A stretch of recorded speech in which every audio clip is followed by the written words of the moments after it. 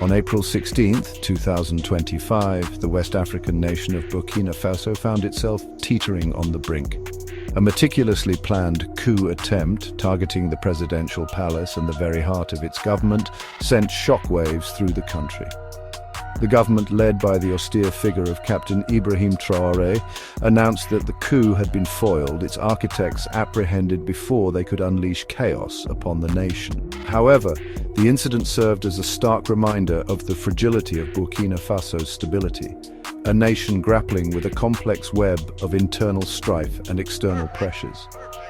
This was not the first time Captain Traoré had stared down the barrel of insurrection. Since seizing power in a September 2022 coup, his iron-fisted rule, while lauded by some for its uncompromising stance against terrorism, had also drawn criticism for its alleged human rights abuses and suppression of dissent. The attempted coup, according to the government, was orchestrated by a dangerous alliance of disgruntled soldiers, both current and former, and shadowy terrorist leaders.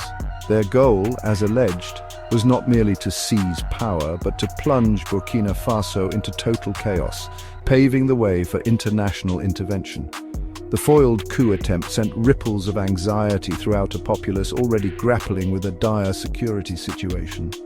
For years, Burkina Faso had been locked in a deadly struggle against a hydra-headed insurgency, its tendrils reaching out from the desolate Sahel region. Jihadist groups pledging allegiance to both Al-Qaeda and the Islamic State had carved out swathes of territory, their brutal attacks leaving a trail of blood and displacement in their wake. The government's announcement of the coup attempt, while intended to project an image of strength and control, inadvertently exposed the vulnerability of a nation teetering on the precipice. The foiled coup served as a potent symbol of the challenges confronting Burkina Faso, a nation caught in a maelstrom of insecurity, political maneuvering, and regional power plays. As the dust settled, questions lingered in the air, heavy with uncertainty. Could Captain Traoré's regime weather this latest storm? What did this audacious attempt on his authority portend for the future of Burkina Faso? And most crucially, could a nation so deeply fractured find a path towards lasting peace and stability? The government wasted no time in pointing fingers at the alleged masterminds behind the foiled coup. Two names quickly rose to the forefront: Major Joanny Compaoré and Lieutenant Abdramain Barry, both former army officers now believed to be operating from the relative safety of neighboring Ivory Coast. Their motives, according to the government, were a toxic brew of personal ambition and a desire to sow chaos. These were not idealistic revolutionaries driven by a grand vision for a better Burkina Faso, but rather opportunistic actors seeking to exploit the nation's vulnerability for their own gain. The alleged involvement of Ivory Coast added a layer of geopolitical intrigue to the already murky affair. Relations between the two West African neighbors had been strained for years, marred by mutual suspicion and accusations of harboring each other's enemies. Captain Traoré, never one to shy away from confrontation, had previously accused Ivory Coast of being a hotbed of anti-Burkinabe sentiment, even going so far as to claim that a destabilization center was operating with impunity from its bustling commercial capital, Abidjan. Adding fuel to the fire were the government's allegations that the plotters had sought to cultivate support among Burkina Faso's influential religious and traditional leaders. These figures, deeply respected within their communities, wielded considerable sway, their words capable of influencing public opinion and mobilizing support. The plotters, it seemed, understood the importance of winning hearts and minds, of creating a narrative that painted Captain Traoré and his regime as the true enemies of the people. The government's narrative, while compelling, raised more questions than it answered. Were these disgruntled soldiers and their alleged terrorist allies acting alone?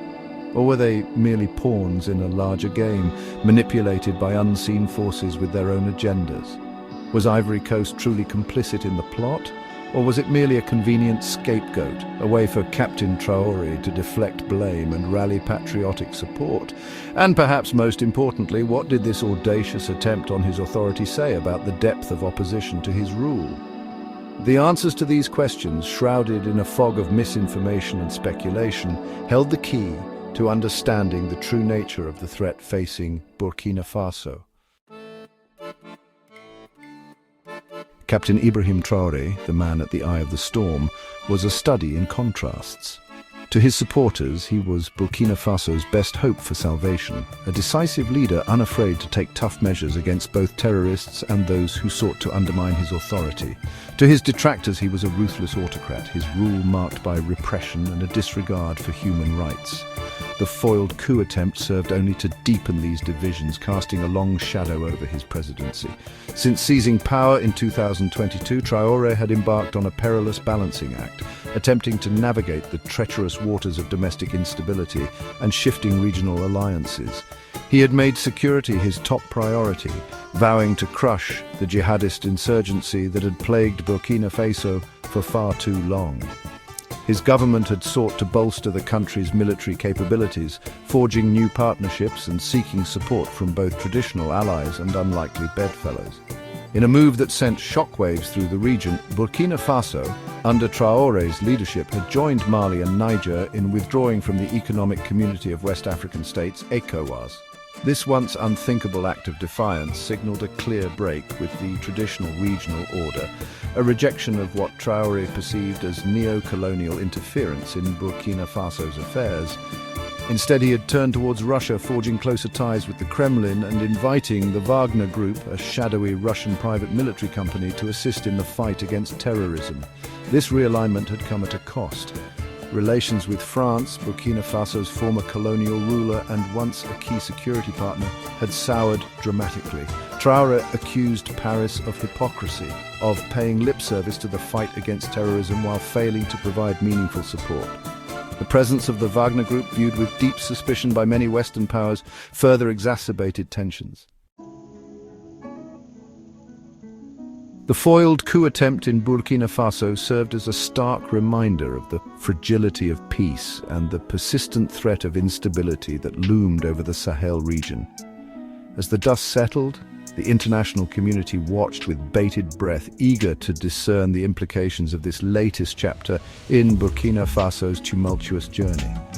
Would this close call serve as a wake-up call, prompting Captain Traoré to reconsider his approach and seek genuine national reconciliation? Or would it push him further down the path of authoritarianism, tightening his grip on power and further alienating segments of the population? The road ahead for Burkina Faso remained fraught with peril. The jihadist insurgency, while weakened by recent offensives, was far from defeated. The country's economy, battered by years of conflict and instability, teetered on the brink, and the social fabric, strained by violence, displacement and political polarization, threatened to unravel completely. The foiled coup attempt served as a stark reminder that security, while essential, was only one piece of a much larger puzzle. Without addressing the root causes of instability, poverty, inequality, corruption and a lack of opportunity, Burkina Faso would remain trapped in a vicious cycle of violence and upheaval. The international community, for its part, faced a dilemma. Engagement with Captain Traoré's government, while essential for providing humanitarian assistance and supporting development efforts, risked legitimizing his increasingly authoritarian rule.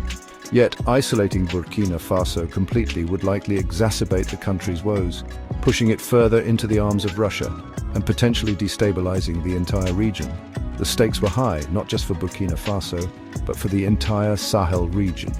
The outcome of this latest crisis would have far-reaching consequences, shaping the trajectory of a nation struggling to find its footing amidst a maelstrom of challenges.